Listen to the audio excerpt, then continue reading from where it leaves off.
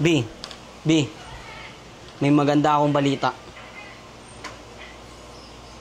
B, permanent dismissal na ako! B, permanent dismissal na ako. B, malinis sa pangalan ko, B. Congrats. Thank you, Lord. Tagal natin kinantayan, ayun o. Sabi mo, before court, ayun o.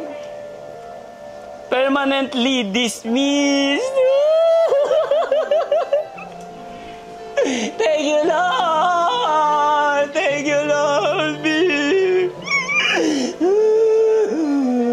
Tagal natin kinantay sa B. B, masahin mo.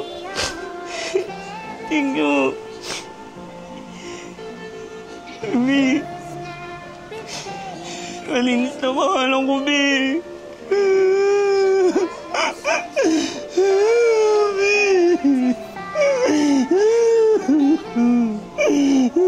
Thank you, Lord.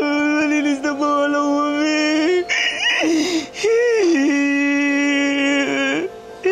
Hindi na maano yung mga anak ko paglaki, B.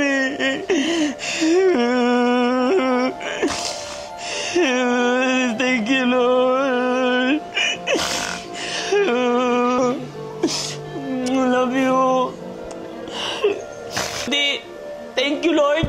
And sa lahat ng mga usga sa akin, sa lahat ng mga nanglait sa akin, o rinusgahan ako. Ngayon lang ako naglabas ng damdamin sa loob ko. Pinapatawad ko na kayo. Kung ano man yung mga nabanggit nyo, mga nasabi nyo sa akin, pinapatawad ko na kayo. And sa mga gumawa sa akin ito, pinapatawad ko na kayo. Ano man yung mga nangyari, kakalimutan natin at magpatawad. Yun naman ang gusto ng Panginoon, yung magpatawad tayo sa mga taong nagkaroon ng pagkakasala sa atin dahil masigit tayong pagpapalain. Si Lord na ang bahala, and sa naggawa sa akin noon, pinapatawad ko na rin kayo. And yun, marami akong napulot na aral sa journey ko na to. And thank you, Lord, sa wakas. And syempre, sinamahan ako ng asawa ko. Talagang wala, hanggang sa nakabounce back kami, hanggang sa nagkaroon na kami ng 2 anak, ito pa rin kami. Thank you, Lord.